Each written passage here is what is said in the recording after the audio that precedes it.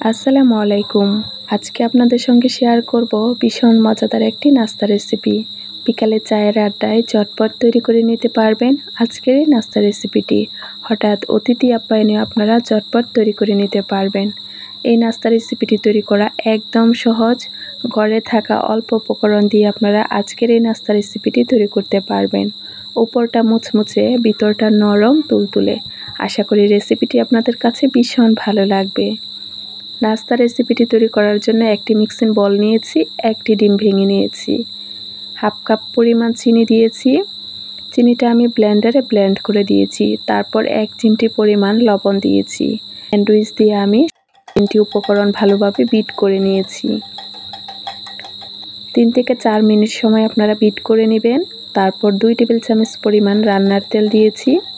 চায়ের চামচে 2 টেবিল চামচ পরিমাণ রান্নার তেল দিয়েছি। তারপর হাফ কাপ পরিমাণ গুঁড়া দুধ দিয়েছি, হাফ কাপ পরিমাণ সুজি দিয়েছি, 1 কাপ পরিমাণ ময়দা দিয়েছি। তারপর সবগুলো উপকরণ ভালোভাবে হাত দিয়ে মাখিয়ে নিয়েছি। এই পর্যায়ে আমি 5 মিনিট রেস্টে রেখে দিব। আপনাদের হাতের কাছে যদি সময় থাকে 5 মিনিট, 10 মিনিট অথবা 15 মিনিট রেস্টে রেখে তারপর নাস্তা রেসিপিটি তৈরি করবেন। নাস্তা রেসিপিটি তৈরি করার সময় হাতের মধ্যে একটু তেল লাগিয়ে নেবেন। তারপর নাস্তা রেসিপিটি তৈরি করে নেবেন। আপনাদের পছন্দ অনুযায়ী ডিজাইন করে নাস্তা রেসিপিটি তৈরি করে নেবেন। আপনারা হয়তো দেখতেই পাচ্ছেন আমি নাস্তা রেসিপিটি কিভাবে তৈরি করেছি। চুলার মধ্যে নাস্তা রেসিপিটি ভাজার জন্য পর্যাপ্ত পরিমাণ তেল গরম করে নিয়েছি। হালকা গরম হয়ে যাওয়ার পর নাস্তা রেসিপিটি আমি গরম তেলের মধ্যে দিয়ে দিয়েছি। চুলার আগুন একদম লো হিটে থাকবে। এই রেসিপিটির নাম আপনারা সুজির পিঠা, ময়দার পিঠা অথবা ডিমের পিঠাও বলতে পারেন। এই রেসিপিটি বানানো একদমই সহজ। আপনারা হয়তো দেখতেই পাচ্ছেন কতটা সহজভাবে রেসিপিটি তৈরি করেছি।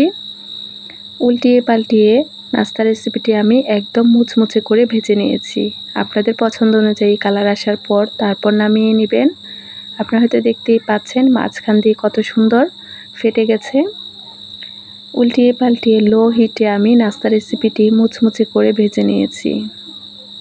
আশা করি আজকের রেসিপিটি আপনাদের কাছে ভীষণ ভালো লাগবে।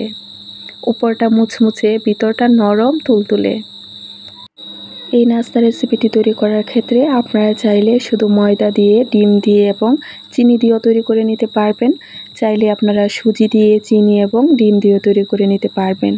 গুঁড়া দুধটা অপশনাল, আপনাদের যদি ভালো লাগে তাহলে দিতে পারেন অথবা স্কিপ করতে পারেন।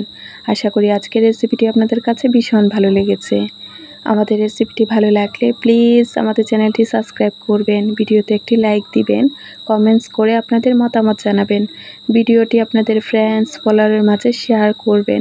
সবাই ভালো থাকবেন, সুস্থ থাকবেন। আল্লাহ হাফেজ। আসসালামু আলাইকুম।